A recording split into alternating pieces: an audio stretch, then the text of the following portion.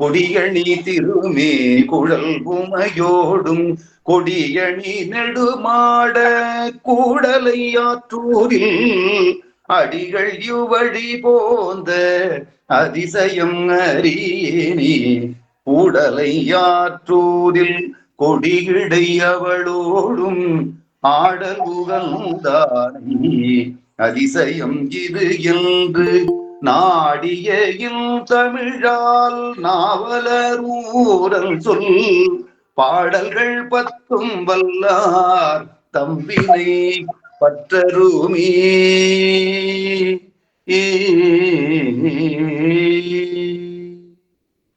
திருச்சிற்றம்பலம். சிவாய நமக. சிவாய நமக. திருச்சிற்றம்பலம். வன்மை தரும் ஆகமநூல் வைத்த பொருள் வழுவா உண்மை விளக்கம் உரை செய்ய திண்மதம் சேர் அந்தி நிற தந்தி முக துந்தி வயிற்று ஐங்கரனை பந்தமர புள்ளிகுள் வைப்பான். திருச்சிற்றம்பலம். அடியார் பெருமக்களுக்கு வணக்கம். ராமநாதையா வணக்கம். சிவாய நம. அன்பர் பெருமக்களே, வேறூர் மணிவாசர் அற்பணி மன்றம் நடத்துகின்ற சைவ பாட வகுப்பில் இந்த இணைப்பில் இணைந்து சிந்திக்கக்கூடிய மிகப்பெரிய சிவபுண்ணியத்தை எல்லாம் வல்ல பரம்பொருள் கருணையோடு நமக்கு வழங்கி இருக்கிறது. அதற்கு அருள் செய்த திருவருளையும் குருவருளையும் போற்றி கேட்டு சிவபுண்ணியம் பெறுகிற எல்லோருடைய திருப்படிகளையும் சிறமேல் கொண்டு வணங்கி மகிழ்கிறோம். நாம் படிக்கின்ற நூல்களின் உரையாசிரியரும் சைவ பாட வகுப்பினுடைய நெறியாளருமான முதுபெரும் புலவர் முனைவர் சென்னியப்பரையா அவர்களின் திருவடிகளையும், நாம் படிக்கின்ற நூலின் நூலாசிரியர் மாபதி சிவாச்சாரியாரின் திருவடிகளையும் நாம் அனைவரும் சென்னிமேல் கொண்டு மனமொழிமைகளாலே வணங்கி. அன்பர்களே, உமாபதி சிவாச்சாரியார் அருளிச் நூல்களில் ஒன்றான போற்றி பகரோடை என்ற நூலை நாம் சிந்திக்கிறோம். இந்த போற்றி பகரோடை நூல் 14 போற்றிகளில அமையப்பெற்றது. ஒரு மனித வாழ்க்கையில்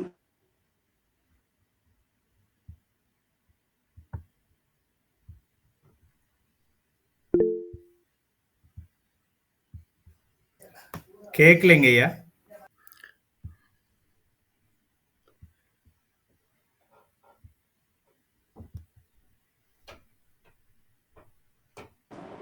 இப்ப கேக்குதா கண்ணே? கேக்குதுங்க. இப்ப கேக்குதுங்க. எதுல இருந்து கேட்கல? இப்பதான் ஒரு 10 செகண்ட் தாங்க ஐயா.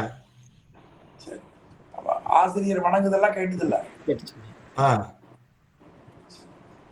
அன்பர்களே, போற்றி பகருடைய நூலிலே நம்முடைய ஆசிரியர் உமாபதி சிவாச்சாரியார் ஒரு உயிர் மனித உடம்பை எடுக்கிற காலத்தில உரிய காலத்தில் அந்த உயிருக்கு மனித உடம்பை கொடுத்து மனித உடம்பிலே அறிவு வளர்ச்சிக்கு தேவையான கருவிகளை கொடுத்து சிந்திக்க வைத்து உயிர் பண்படுகிற பக்குவப்படுகிற நெறிகளிலே இறைவன் காட்டிய அறக்கருணை மரக்கருணை ஆகியவற்றையெல்லாம் நமக்கு காட்டி பிறகு இருகனை ஒப்பு நமக்கு கிடைக்கவும் திருவருள் வீழ்ச்சி நமக்கு கிடைக்கவும் அதை தொடர்ந்து அந்த ஆன்மா நன்மை பெறுவதற்குரிய வரிநிலைகளிலே இறைவன் குருநாதராக வரக்கூடிய பகுதிகளை நாம் சிந்தித்தோம். குருநாதராக வந்து 2 நிலைகளை நமக்கு செய்கிறார். ஒன்று, அவருடைய கையை தலையின் மேல் வைக்கின்றார். இன்னொன்று, அவருடைய தாளை தலையின் மேல் வைக்கின்றார். கையை தலையின் மேல் வைக்கிற பகுதியாக சொல்லப்படுவது 12வது போற்றி. நாம் முதல்ல பார்த்து விட்டோம். அதிலேதான் இறைவன் வண்ணமலர் கைத்தலத்தை வைத்தருளி என்று காட்டுகிறார். இனி அந்த இறைவன் உயிர்களுக்கு சமய தீக்கை, விசேட தீக்கை, நிர்வாண தீக்கை என்பதற்கு ஏற்ப சரியை, கிரியை, யோகம் ஆகியவைகளை நமக்கு செய்யும்படியாக செய்து அந்த நிலையிலே நிற்பவர்கள் கிடைக்கக்கூடிய முத்திப்பதத்தை அருளி யாருக்கும் எட்டாத திருவடியை நம்முடைய தலையின் மேல் வைத்த பேராளன் அவன் என்ன செய்தான்? நான் வேறு இறைவன் வேறு என்றிருக்கிற நிலையை மாற்றி முன்னின்று அவருடைய கருணையை சொல்லுவது 13வது போற்றி. நேகமா இதான் பாட சொல்ல வேண்டும் என்று எண்ணுகிறேன், இல்லையா ஐயா? சரி, இந்த 13வது போற்றியினுடைய சுருக்கதை நான் சொன்னேன். இப்பொழுது அந்த பகுதி அப்படியே சிந்திப்போம். மேதக்கூர் செய்யும் சரியை சதீஷ் காட்டுறது உங்களுக்கு தெரியுதா? எனக்கு பெரிய எழுத்தா காட்டணுமா? தெரியுது. கொஞ்சம் பெருசு பண்ண முடியுமா கண்ணு? மேதக்கோர் செய்யும் சரியை திகழ் கிரியா யோகம். இதுல நல்ல ஒரு சொல்லு ரொம்ப சிறப்புடைய சொற்கள். மேதக்கோர் என்பது அதாவது மேன்மையுடையவர், தகுதி வாய்க்கப்பெற்றவர் என்று அதற்கு பொருள். நம்ம நாடுகளில் கூட மேதகு ஆளுநர் என்று காட்டுவார்கள். மேதகு ஆளுநர்னா அந்த சபையை ஆளக்கூடிய நல்ல பக்குவ முதிர்ச்சி பெற்றவர். எனவே மேன்மையுடையவர். என்ன மேன்மை என்றால் அந்த சபையை தன் கட்டுக்குள் வைத்திருக்கிற அளவு நிர்வாகம் செய்யக்கூடியவர். அதுபோல இங்க மேதக்கோர் என்றால் இறைவன் உயிர்களுக்கு அருள் செய்யக்கூடியவைகளை எல்லாம் சிந்தித்து இரு வினைகளையும் ஒன்றாக பார்க்க இறைவனுடைய குருவருள் பெற்ற ஆன்மா. ஆக அந்த ஆன்மா நல்ல பேரின்பத்தை பெறுவதற்குரிய தகுதியுடைய பக்குவமான உயிர். அதான் மேதக்கோர். தகுதியுடையவர், குவாலிட்டி பர்சன், குவாலிஃபைட் பர்சன். மேதக்கோர் செய்யும் அந்த நிலைக்கு ஏற்ப கொஞ்சம் கொஞ்சமா சில பணிகளை செய்து தன் அறியாமையை போக்குவார்கள். அவையாவன சரியை, திகழ் கிரியை, யோகம். இந்த 3 சொல்லுகிறார். சரியை என்பது நம்முடைய உடம்பால் இந்த உடம்பை கொடுத்த இறைவன் எழுந்தருளி இருக்கிற கோவில்ல போய் ஸ்ரீமார் எடுத்து கூட்டுதல், நந்தவனத்துக்கு தண்ணீர் விடுதல், கோவில் பாத்திரங்களை தூய்மை செய்து கொடுத்தல், நாயன்மார்களுக்கு பணி செய்தல், அடியார்களுக்கு தொண்டு செய்தல், இவையெல்லாம் சரியை என்பதில் அடங்கும். அதற்கு நல்ல தமிழ் சொல் சொன்னால் சீலம் என்று பெயர். இனி அந்த சரியையை பக்குவப்பட்ட பொழுது அந்த ஆன்மா சமயதிக்கை பெற வேண்டும். அந்த சமயதிக்கை என்பது மந்திர அதிகாரம். சில முறை நான் உங்களுக்கு சொல்லி இருப்பது நினைவிருக்கும். ஒரு இறைவனுடைய 5 எழுத்து மந்திரத்தை குருநாதரிடத்தில் உபதேசம் பெற்று சொல்லக்கூடிய தகுதியை பெறுதல், அதற்கு மந்திர அதிகாரம் என்று பெயர். அது சரியை நிலையில் நிற்பவர்கள். இந்த சரியை செய்த என்னாகும்? உயிருக்கு இருக்கிற அறியாமையாகிய ஆணவ மலத்தை வலி குன்றச் செய்ய முடியும். இந்த செயலை தவிர வேற எந்த செயலாலும் ஆணவ மலத்தினுடைய வலியை நாம் குன்றச் செய்ய இயலாது. இது சரியை. இனி அடுத்து திகழ் கிரியை என்று காட்டினார். திகழ் கிரியையாவது சரியை செய்ததன் பயனால் கிடைக்கக்கூடிய அடுத்த படிநிலை. அது கிரியை என்று பெயர். கிரியையாவது இறைவன் உயிர்களுக்கு வடிவம் தாங்கி வந்து அருள் செய்கின்றார். அப்படி வடிவம் தாங்கி வந்து அருள் செய்கிற பொழுது அவன் அருவம், அருவுருவம், உருவம் என்று 3 நிலைகளிலே வருவான். உருவம் என்பது நாம் தெரிகிற பொருளாக இருப்பது. அருவம் என்பது சிவலிங்கம், அருவுருவம் என்பது. அருவம் என்பது ஞானிகளால் உணரக்கூடியது.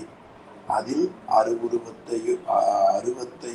அருவுருவத்தையோ ஏதேனும் ஒரு திருமேனியை வைத்து கொண்டு இதில் இருக்கிற இறைவன் தான் உயிர்களாகிய நமக்கு இந்த உடம்பு, இந்த வாழ்க்கை, இந்த அறிவு விளக்கம், வினை நீக்கத்திற்கு அருள் புரிபவன் என்பதையெல்லாம் தெரிந்து நம்முடைய அன்பை அவருக்கு காண்பிக்க வேண்டும்.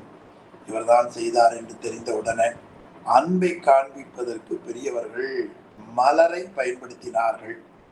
உலகையில் கூட பாருங்க, யாராவது ஒரு உயர்ந்த அதிகாரியையோ அல்லது சிறந்த படைப்பாளியோ பார்க்க போகணும்னா கையில் ஒரு பொக்கை எடுத்துட்டு போவாங்க.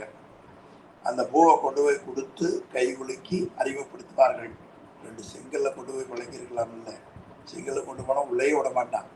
எனவே பூவை கொடுத்தல் அன்பை காட்டுதல், மலரை கொடுத்தல் அன்பை காட்டுதல். இப்ப இறைவன் நமக்கு செய்த கருணையை உணர்கிற பொழுது நாம் ஏதாவது அவருக்கு பிரதி உபகாரம் பண்ணணும்னு நினைப்போம். அது இயல்பா நமக்கு மனிதருக்கு உண்டு. அப்ப மலரை எடுத்து பெருமானே நீங்கள் செய்த கருணை என்று அவர் காலடியில் வைப்போம்.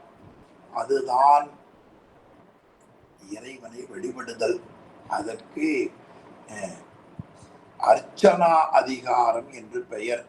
அந்த அர்ச்சனைக்கு முன்னால ஒரு சிவலிங்கமோ, ஒரு விநாயகரோ, முருகரோ, அம்மையோ, என்ன உருவமோ அந்த உருவத்தை வைத்துக் கொண்டு அன்பின் மிகுதியால அந்த உருவத்துக்கு அபிஷேகம் செய்தல், அந்த உருவத்துக்கு ஆடை சாத்துதல், மாலை இடுதல், பொட்டிடுதல், அழகுபடுத்துதல், பிறகு அர்ச்சனை செய்தல். இது கிரியை என்று பெயர். கிரியை நாம் செய்யக்கூடிய அந்த செயல். அப்படி செய்வது இறைவனை புறத்தே செய்வது, அது கிரியை என்று பெயர். அதே செயல்பாட்டை மனதுக்குள்ள செய்ய வேண்டும். ஒரு சிவலிங்கத்தை நெஞ்சுக்குள்ள ஒரு தாமரை மலர் மாதிரி நெஞ்சில கற்பனை பண்ணி அந்த தாமரை மலர் தான் இருதயம் என்று வைத்து தாமரை மலர் மேல சிவலிங்கத்தை வைத்து அபிஷேகம் எல்லாம் பண்ணி அலங்காரம் செய்து அவருக்கு உள்ளத்துக்குள்ள வழிபடுதல். இதற்கு யோகம் என்று பெயர். ஆக புறத்தே வழிபடுவது கிரியை, அகத்தே வழிபடுவது யோகம். அப்படி யோகத்தால் இறைவனை அர்ச்சிக்க வேண்டும். அர்ச்சித்தலாவது இறைவன் உயிர்கள்வால் செய்த கருணையை சொல்லுதல். எத்தனை இருக்கிறது, எத்தனையோ உயிர்களுக்கு இறைவன் அருள் செய்தார். கீர்த்தி திருவகவல்ல பார்த்தா மணிவாசக பெருமான் சிலவற்றை காட்டுகிறார். பன்றிக்கு பால் கொடுத்தது, கருங்குருவிக்கு அருளியது, பாண்டியனுக்கு அருளியது, புலிமுலை புல்வாய்க்கு அருளியது. இப்படி ஏராளமான செயல்பாடுகள் கீர்த்தி திரு அகவல்ல மணிவாசக பெருமான் ரொம்ப விரிவா காட்டுகிறார். அந்த பகுதி முதலாக இறைவனுடைய கருணையை அர்ச்சனை செய்தல். வேற்றாகி விண்ணாகி நின்றாய் போற்றி, மீளாமே ஆளென்னை கொண்டாய் போற்றி, ஊற்றாகி உள்ளே ஒளித்தாய் போற்றி, ஓவாத சத்தத்து ஒளியே போற்றி, ஆற்றாகி அங்கே அமர்ந்தாய் போற்றி, ஆரங்கம் 4 வேதம் ஆனாய் போற்றி, காற்றாகி எங்கும் கலந்தாய் போற்றி, கைலை மலையானே போற்றி போற்றி. இது மாதிரி சுவாமிக்கு மலரை ஒரு போற்றி சொல்ற பொழுது கை தொடைத்து கொண்டு அன்போடு எடுத்து இறைவனுக்கு போட வேண்டும். இப்படியாக செய்யக்கூடியது கிரியை. இது உள்ளத்துக்குள்ள செய்வது, வெளியே செய்வது. இது விசேட தீக்கை என்று பெயர். இனி இது யோகத்துல உள்ள செய்வது. அடுத்து நிர்வாண தீக்கை. அதுதான் நமக்கு உள்ள 12வது போற்றியில சமயம் முதலாக எய்தும் அபிடேகம் என்று காட்டினார். சமயம் முதலாக எய்தும் அபிடேகம். அபிடேகம் என்பது 4 தீக்கை வகைகள்ல சமய தீக்கை, விசேட தீக்கை, நிர்வாண தீக்கை, ஆசிரிய திருமுழுக்கு என்று சொல்லப்படுவது. ஆச்சாரிய அபிஷேகம் உடம்புல சொல்லுவார்கள்.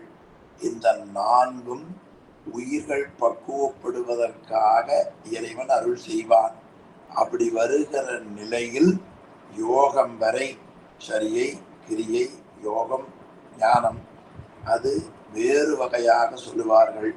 சன்மார்க்கம், சகமார்க்கம், சத்புத்திர மார்க்கம், அடிமை மார்க்கம், அது தாச மார்க்கம்.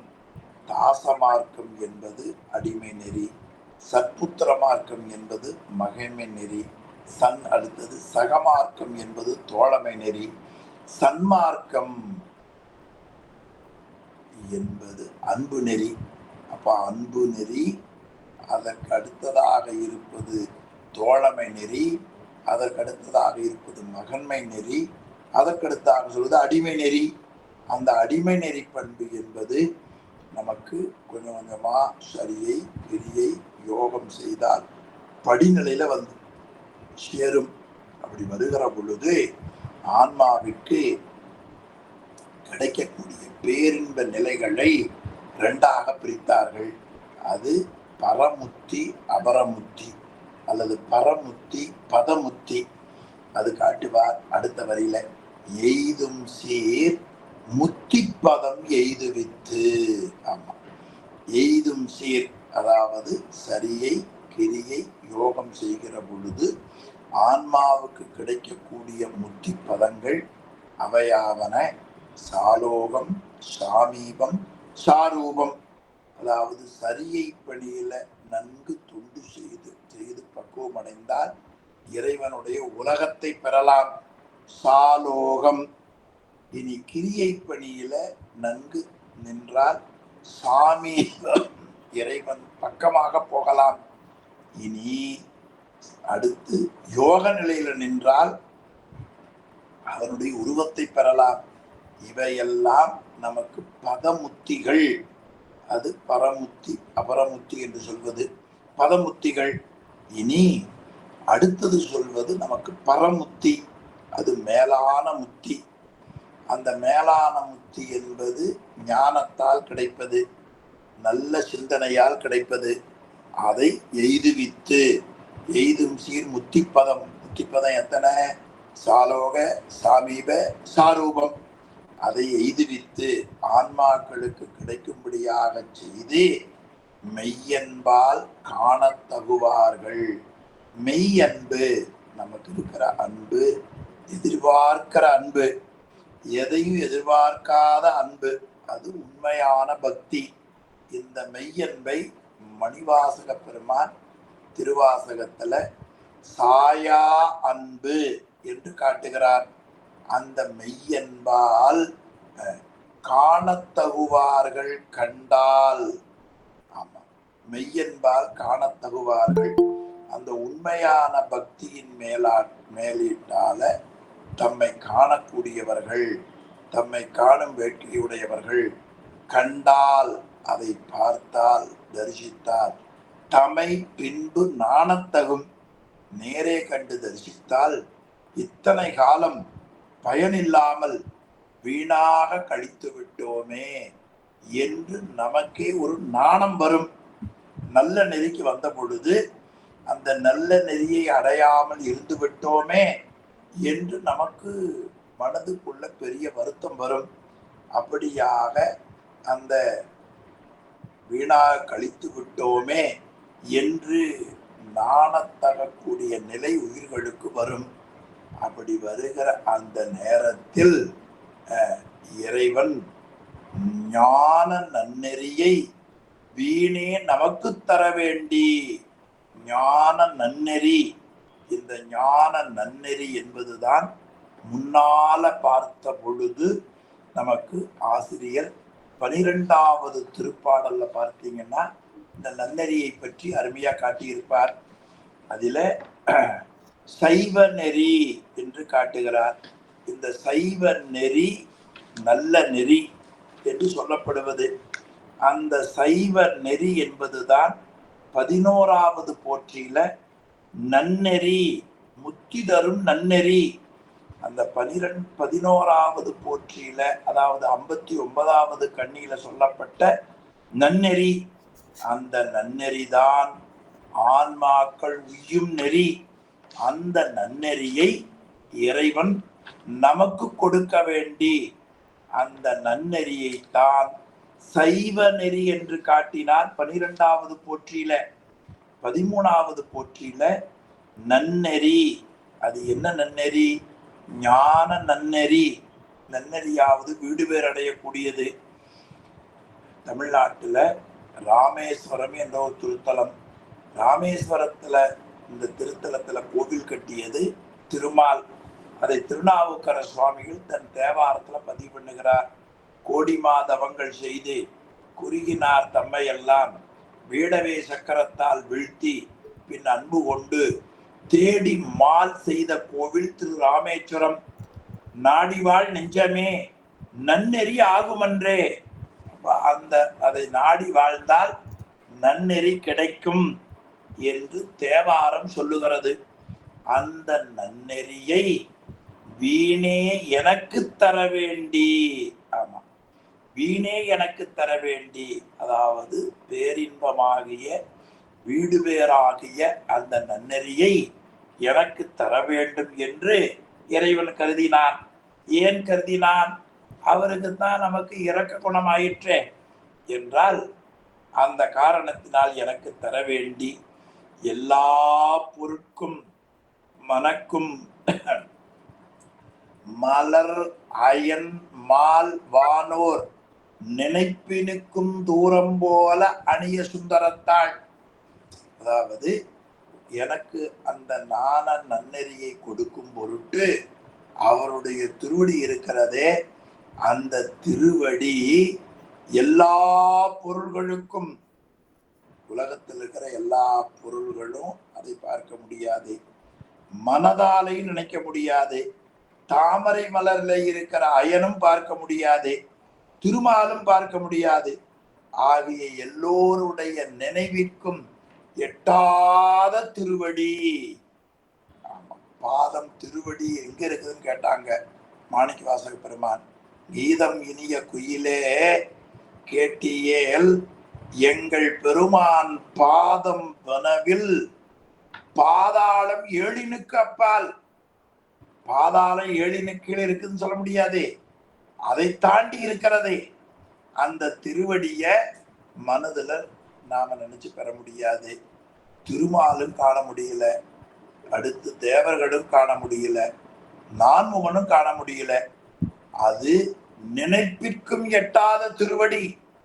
நினைப்பிற்கும், அதாவது எல்லா பொருட்கும் மனக்கும் மலரையன்மால் வானோர் நினைப்பிற்கும் தூரம் போல, அவர்களெல்லாம் காண முடியாதபடி தூரமாக இருப்பதை போல தோற்றமளிக்கும்.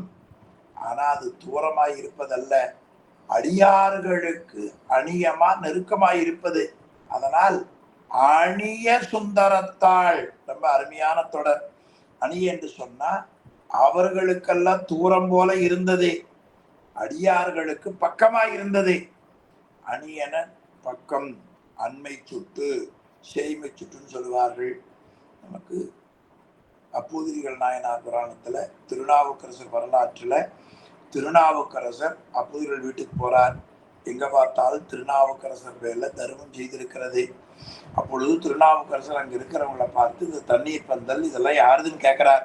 அப்ப அவர் சொல்லுகிறார், அப்பூதி என்ற ஒரு அந்தணர் அவர் இதெல்லாம் வைத்திருக்கிறார். அவர் இதுவரை இப்ப இங்கதான் இருந்தார், இப்பதான் வீட்டுக்கு போனார். அந்த வீடு சேய்மைத்தன்று அண்மைத்து இந்த பக்கம் இங்க இருக்கு. சேய்மைனா தூரம், அண்மைனா பக்கம். இப்ப தூரம் போல அது சேய்மை, அது அடியார்களுக்கு அணிய பக்கமாக அந்த திருவடி அழகு பொருந்திய திருவடி சுந்தரத்தாள். ஆமா, அடியார்களுக்கு ரொம்ப பக்கமா வந்து அருள் செய்யக்கூடிய அழகான திருவடி. அந்த திருவடியை பலரும் விதியாம் விளைவாம் என்று தேவாரத்துல எல்லாம் சொல்லி திருவடி என்று சொல்லுவார்கள். அவருடைய திருவடியைத்தான் நாம் அடைய வேண்டும். அந்த திருவடியை சாமி என்ன செய்தார்? என் தலைமேல் ஆறும்படி தந்தருளினார். நம்முடைய தலையின் மேல சூட்டும்படியாக செய்தார். தலைமேல் ஆறும்படி தந்தருள் செய்தார். நம்முடைய தலையில் சூட்டினார் பொருந்தும்படி.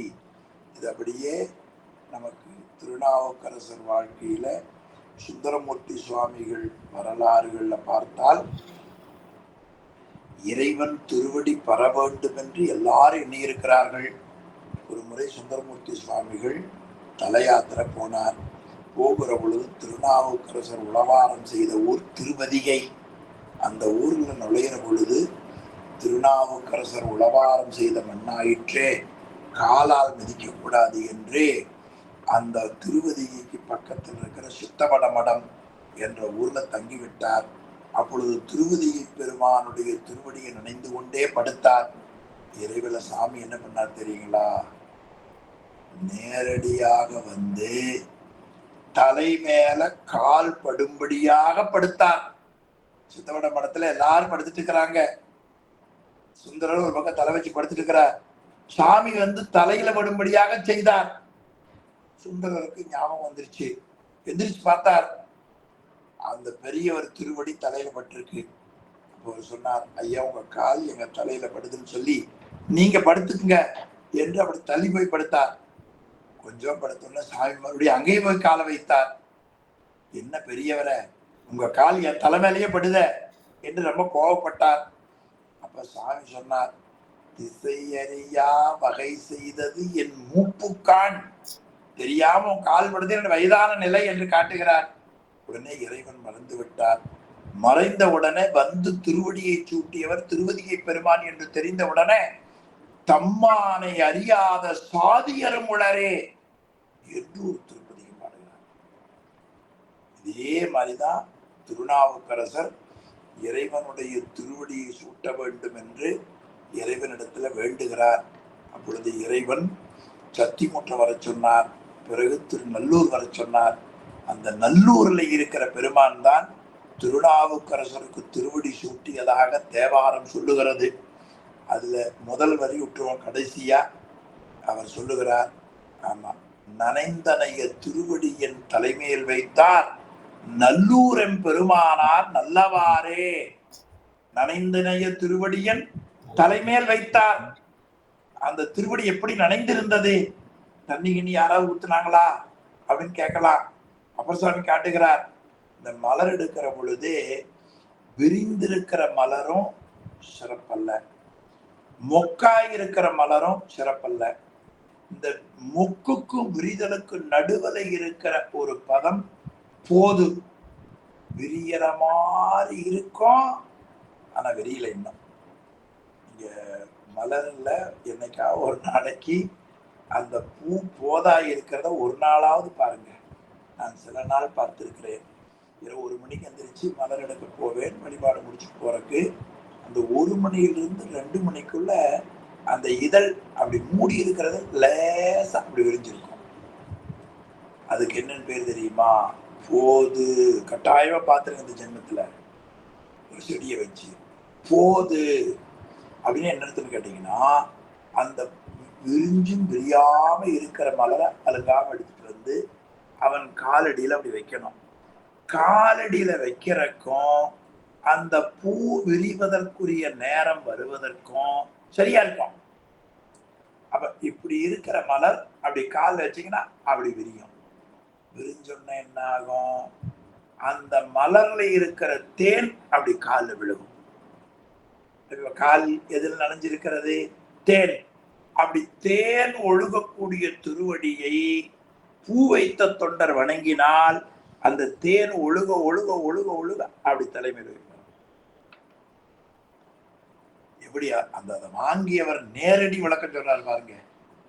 ஆமா, போதவிழ்ந்து மதுவாய் பில்கி நனைந்தனைய திருவடியன் தலைமேல் வைத்தார் என்று அப்பர் பெருமான். இந்த நல்ல நாள் நமக்கு என்னைக்கு வரும் தெரியல.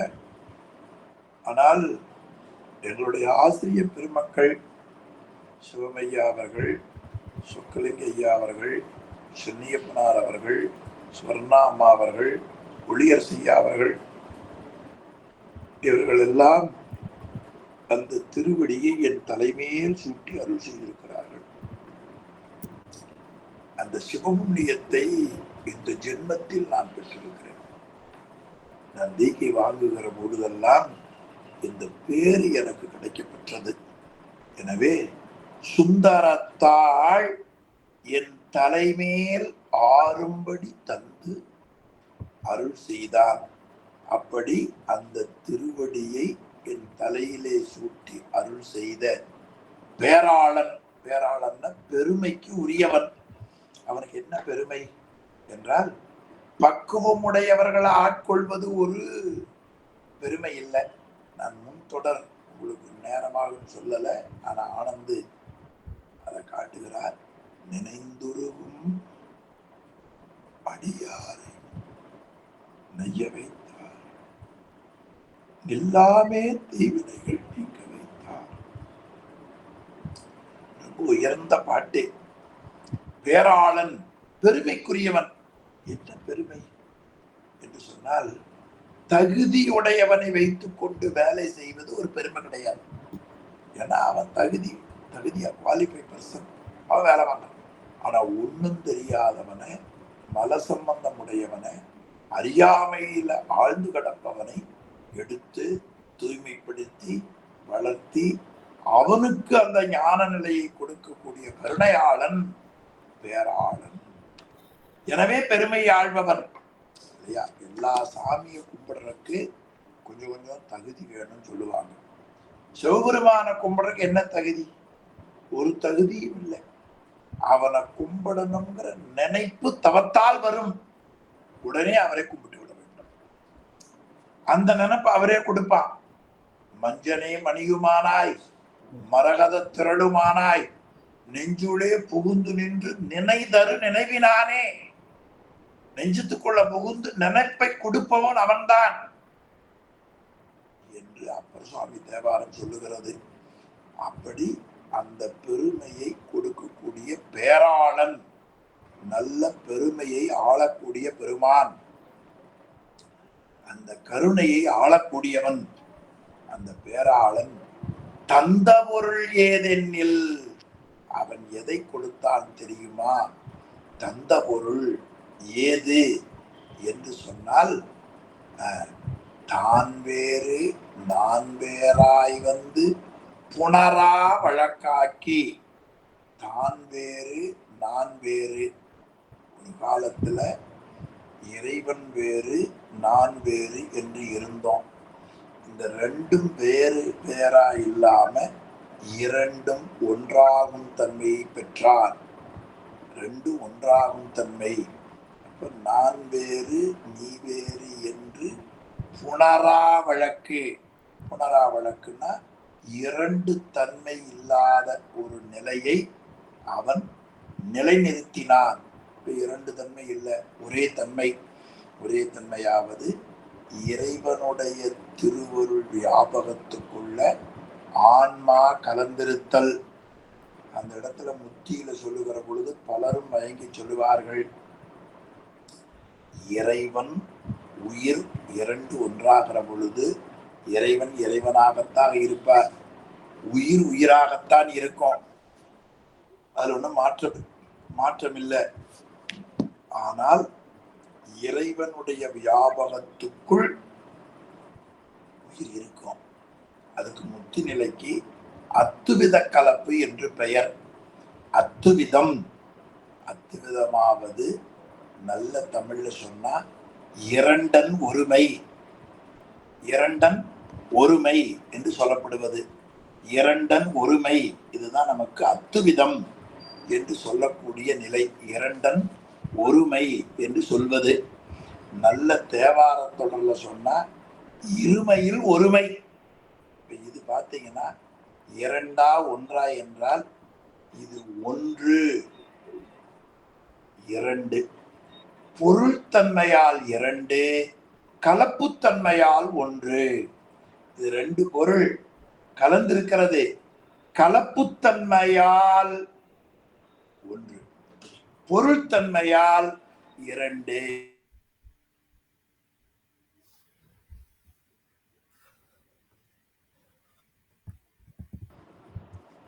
ஆக அந்த நிலையைத்தான் தான் வேறு நான் வேறாய், ரெண்டு வேறு வேறாய் இல்லாமல் ஒன்றாக்கி அவன் அவன் எனக்கு பேரின்பத்தை கொடுத்தான். அப்பொழுது இறைவன் சொன்னான், நீ வேறு நான் வேறாய் இருந்தோம்.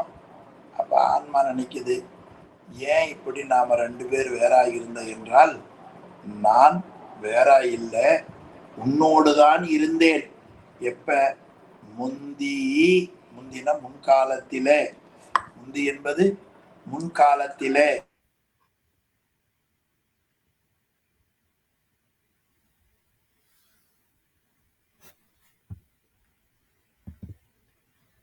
ஐயா மியூட் ஆயிருக்குங்கய்யா.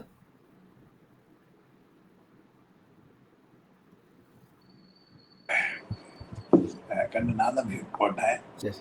அது ஆசிரியர் நினைப்பு வந்ததும் ஒரு மாதிரி ஆயிடுச்சு. தண்ணி குடிச்சு அவர் செய்த கருணை. முந்தி எந்த உள்ளம் என்றும் நீங்காது ஒளிந்திருந்தான். இங்க உள்ளம் என்பது உயிரை குறிப்பது. உள்ளம்ங்கிற சொல் உயிரை குறிப்பது. முதல்ல திருமந்திரம் தான் உள்ளம் என்பது உயிரை குறிப்பதாக கூறுகிறது என்று நம்முடைய உரையாசிரியர் கூறுவார். எனவே முந்தி முதல் காலத்திலேயே இந்த உயிர் என்னை கொண்டோ அன்றைய காலத்திலே அனாதி காலத்திலேயே நாம் உள்ளம் உன்னுடைய உயிருக்குள் உள்ளத்துக்குள் என்றும் நீங்காது ஒளிந்திருந்தோம். நான் உன்னை விட்டு நீங்கள. சொன்ன உடனே சிவபுராணம் ஞாபகம் வந்திருக்கு உங்களுக்கு. இமைப்பொழுதும் என்னெஞ்சில் நீங்காதான்.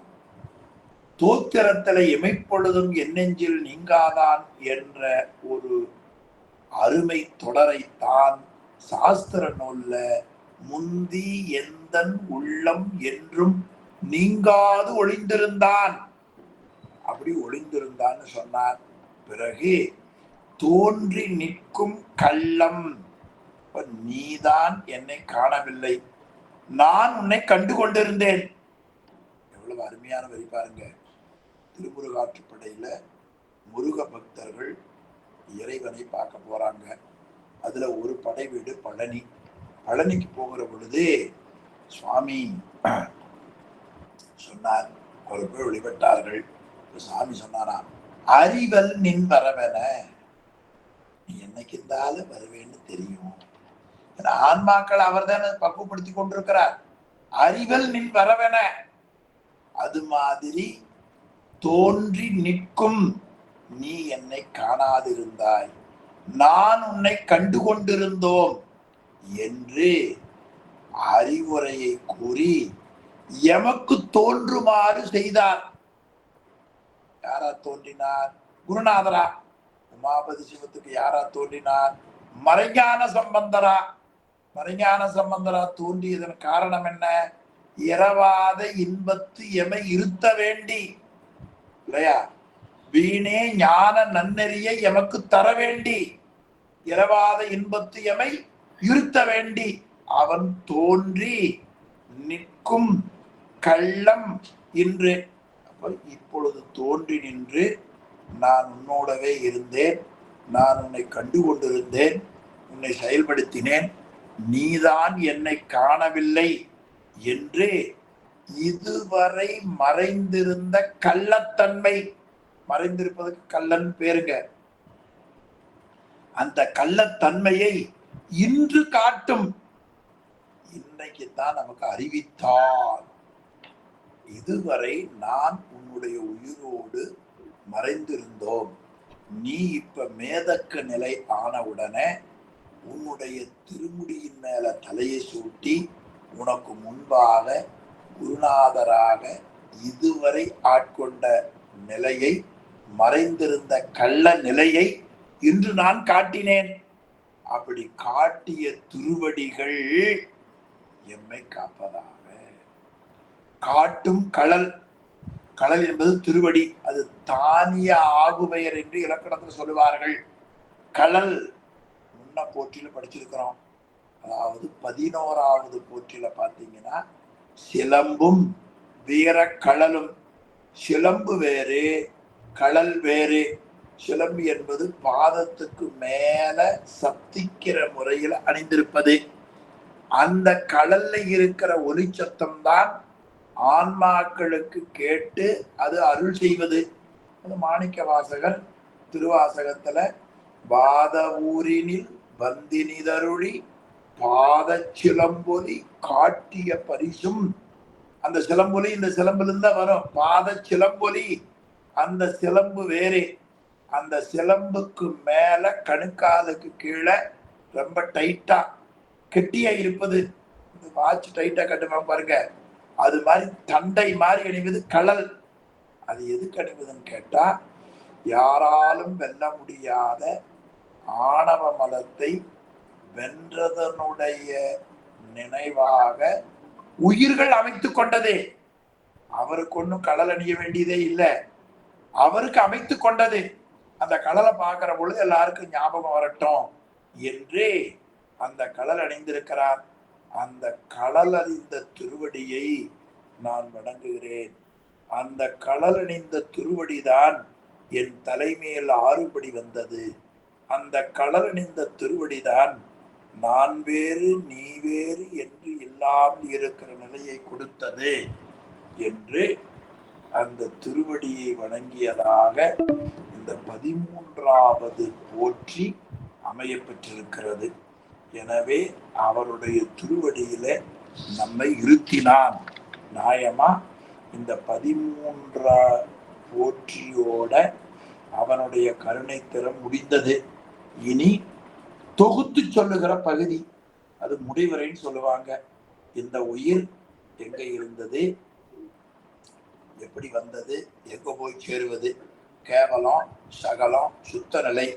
அந்த சுத்த நிலையை காட்டி இனி கேவலத்திற்கும் சகலத்திற்கும் செல்லாமல் செய்த திருவடியை நான் போற்றுகிறேன் என்பது 14வது போற்றி. ரொம்ப அருமையான போற்றி. வள்ளன்மையால் அடுத்த பகுதி, தன்னை தெரிவித்து தன் தாளில் உள்கடந்த என்னை தெரிவித்த. வள்ளன்மை, வள்ளன்மையாவது வள்ளல் கொடுக்கறத்தன்மைன்னு பேர். தமிழ்நாட்டுல கடையேழு வள்ளல்கள்னு இருந்தாங்க. கடையேழு வள்ளல்கள். அந்த வள்ளல்கள் என்பவர்கள் பிற உயிர்கள் மேல இரக்கமுடையவர்கள். அது பாரி முதலாக பல பேர் சொல்லப்படுவது. அந்த வள்ளல் தன்மை என்பது தன்னுடைய பயன் கருதாது அடுத்தவர்களுக்கு என்ன கேட்கிறார்களோ அவர்கள் நன்மை கருதி கொடுக்கக்கூடிய திறன். சிவஞான முனிவர் வள்ளல் என்ற சொல்லுக்கு உரை எழுதுகிற பொழுது தற்பயன் கருதாது, தற்பயன் சுயநலம் கருதாது வேண்டுவார் வேண்டியவாறே நல்கும் அருள் உடைமை என்று சிவஞான முனிவர் காட்டுகிறார். அப்பர் சுவாமிகள் வேண்டுவார் வேண்டுவதே ஈவான் கண்டாய் என்று காட்டுகிறார். அப்ப நாம அவரை இதுவரை நமக்கு தெரியாம யார் யார் கிட்டையோ என்னென்னவோ போய் கேட்கிறோம். ஆனா அவர்களெல்லாம் கொடுக்க முடியாது. அவர்கள் அப்படியே கொடுத்தாலும் ஒரு எல்லை தான். ஆனா சிவபெருமான் கிட்ட கேட்டீங்கன்னா அவர் எல்லாவற்றையும் கொடுப்பார். அது அடிக்கடி நான் சொல்லுவது உங்களுக்கும் சொல்லி இருக்கிறேன். ஏனைய கடவுள்கள் என்ன தேவையோ அதை வாங்கி கொடுப்பார்கள். நம்ம பெருமான் அப்படி இல்லை. என்ன பொருள் தேவையோ அதுவாக நிற்பார். எளிமையா எனக்கு விளங்குறக்காக சொல்றேன். 2 இட்லி வேணும்னு வைங்க, திருமால் குட்ட சொன்னீங்கன்னா 2 இட்லி வாங்கி கொடுப்பார். சிவபெருமான் கிட்ட போய் சொன்னா 2 இட்லி வாங்கி கொடுக்க மாட்டார், இட்லியாகவே மாறி நிற்பார். இந்த உண்மைதான் ஆரொருவர் உள்குவார் உள்ளத்துள்ளே அவ்வொருவார் நிற்கின்ற அருள் என்று அப்பர் பெருமான் போற்றுகிறார். எனவே வள்ளன்மையாவது தற்பயன் கருதாது யார் எதை வேண்டுகிறார்களோ அதை கொடுத்தல். அந்த வள்ளன்மையால் சுவாமி என்ன செய்தார் என்றால் தன்னை தெரிவித்து இறைவன் குருநாதராக வருவதை எனக்கு தெரியும்படியாக செய்தார். தன் தாளில் உள்கிடந்த என்னை தெரிவித்து, ஆமா அவருடைய திருவடியில அந்த திருவடியாகிய திருவருளுக்குள்ளே அடங்கி இருந்த என்னை உணர்த்தினான். இப்ப நான் யார், என் உள்ளமார், ஞானங்களார் என்று திருவாசல கேட்பது போல உயிராகிய நம்மை பற்றி சொல்லி இந்த உயிருக்கு உடம்பு முதலிய கருவிகளை கொடுத்து, அப்ப தன்னை தெரிவித்தல் அப்படின்னு கேட்டா, நீ அறியாமையாகிய நிலையில கேவல நிலையில் நீ ஆணவ மலத்தோடு அழுந்தி கிடந்தாய். அப்படி அழுந்தி கிடந்த நிலையில நான் உன்னை பார்த்து கருவிகளை கொடுத்து அறிவு விளக்கம் பெறுவதற்காக முதல்ல உனக்கு காரண உடம்பை கொடுத்தேன், பிறகு கஞ்சுக உடம்பை கொடுத்தேன், பிறகு குண உடம்பை கொடுத்தேன், அதன் பிறகு புரியட்டகாய நுண்ணுடம்பை கொடுத்தேன், பிறகு பருவுடலை கொடுத்தேன். இந்த உடம்புகளை எல்லாம் கொடுத்தவன் நான். இந்த உடம்புகளின் மூலம் அறிவு விளக்கம் பெற்றவன் நீ என்பதை இறைவன் கூறினார். தன்னை தெரிவித்து பிறகு தன் தாளில் உள்கடந்த என்னை தெரிவித்து இனி எல்லையின்கண், ரொம்ப அருமையான சொல் பாருங்க, எல்லையின்கண். அப்படி நான் அவருடைய திருவடியில அடங்கி இருந்த காலத்தில எனக்கு சொன்னார், இந்த உடம்பு நீ பெற்றிருந்தியப்பா, அது மின்னலை போன்றி தோன்றி மறையக்கூடியது. மின்னாரும் வண்ணம் உருவும் மருவும் குணமயக்கம். மின்னாரும் மின்னலை போல, அதாவது நம்முடைய உடம்பு ஒரு மின்னல் தோன்றினால் இடியும் அப்படி மோதுகிற பொழுது அந்த மின்னல் தோன்றும். மின்னல் தோன்றியது போல இடி முழக்கத்துக்கு முன்னால வருவது மின்னல், அப்படி தோன்றி மறைந்து விடும். அதுபோல இந்த உடம்பு மின்னாரும் வண்ணம். வண்ணம்னா அந்த மின்னலை போல என்று பொருள். அந்த வண்ணத்தை அந்த போல உடலும், உருவும்னா உடம்பு, அதாவது புல் முதலா ஏனை உடம்பு, உருவும் மருவும் குணமயக்கம். இந்த உடலை பொருந்தி இருக்கக்கூடிய குணமயக்கங்கள். குணம் என்பது என்ன? ரசோகுணம், தமோ குணம், சுவாத்தி குணம். இந்த ரசோகுணத்துல மூணு வரும். ரசோகுணத்துல 3, தமோ குணத்துல 3. இதெல்லாம் விரிவா சிவபிரகாசத்துல படிச்சுக்குவோம். இப்பவே குணமயக்கத்துல நான் மயங்க வேண்டாம். குணமயக்கம் என்ற சொல்லை மட்டும் நான் ஞாபகம் வைத்துக் கொள்வோம் இல்லையா? 10ஆம் வகுப்பு சேரன்னு தான் ஞாபகம் இருக்கணும். படிக்கிறத சொன்னா படிக்கிறவனே சேர மாட்டான். சேர்ந்த பிறகு அப்புறம் அப்படியே கொஞ்சம் கொஞ்சமா படிச்சு அவன் 10ஆம் வகுப்பில் முதல் நிலையில் தேர்ச்சி பெறுவான் நிச்சயமா. எனவே குணமயக்கம். ரசோகுணம் என்பது என்ன தெரியுங்களா? எப்பொழுதும் கோபமாய் இருப்பது. தமோ குணம் எந்த வேலை கொடுத்தாலும் சோம்பேறித்தனமா இருப்பது. நீங்க தெரிஞ்சுக்கலாம். கோபமா இருந்தா நம்ம உள்ளத்துக்குள்ள பிரஷர் அதிக, ரசோகுணம் ஓடுது. சோம்பலும் சோம்பேறித்தனம் வந்ததுன்னா ஒரு தமோ குணம் ஓடுது.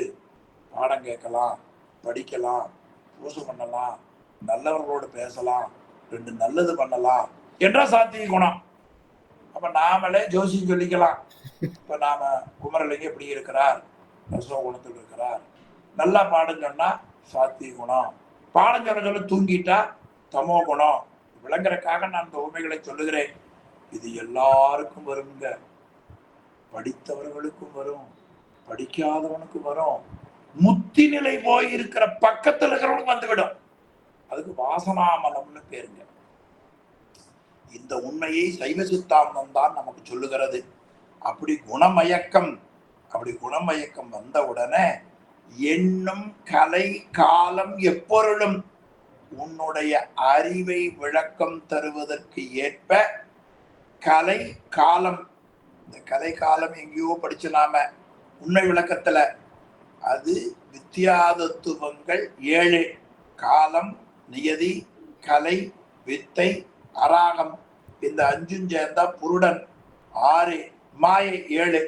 நல்ல வேலை உங்க முன்னால சொல்லிட்டு ஒப்பிச்சிட்டேன் பாருங்க. ஞாபகப்படுத்தி விட்டார் சுவாமி. இல்லைன்னா நான் எப்படி சொல்லுவேன்? அதுல கணக்கு போடுகிற பொழுது, பயன்பாட்டுக்கு வருகிற பொழுது காலம். அது முதல்ல வருகிற பொழுது கலை. உயிர்களுக்கு எது முதல்ல கூட்டு வைக்கிறது என்றால் கலை. பயன்பாட்டுக்கு வருகிற பொழுது காலம். எல்லாம் ஞாபகம் வச்சுக்கணும். பயன்பாட்டுக்கு வருகிற பொழுது காலம். எத்தனையோ ஞாயிற்றுக்கிழமை அமெரிக்கா போய் நீங்க பல வருஷம் ஆச்சு. ஒரு ஞாயிற்றுக்கிழமையிலும் 8 to 9 இது கேட்டீங்களா?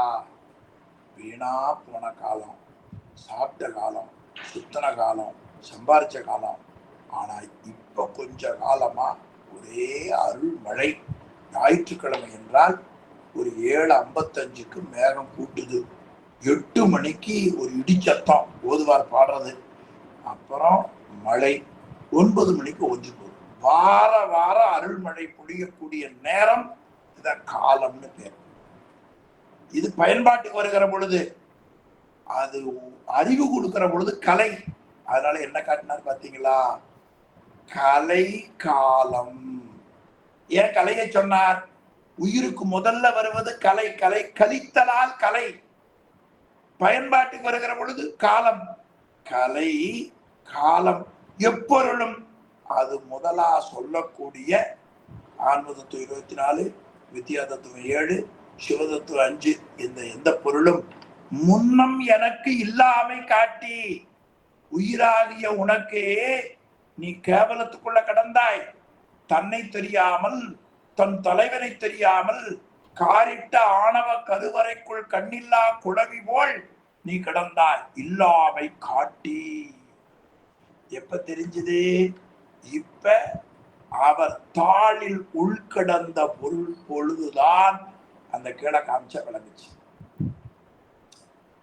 பிறகு பின்பு எய்தியவா காட்டி. அந்த இல்லாமை காட்டி என்பது கேவல நிலை, தனி நிலை என்று பெயர். பின்பு எய்தியவா காட்டி. உடம்பு 35 கருவிகள், தாத்வீகங்கள் 96 கொடுத்து எய்தியவா காட்டி. இது சகல நிலை. இனி செல்லாமை காட்டும்.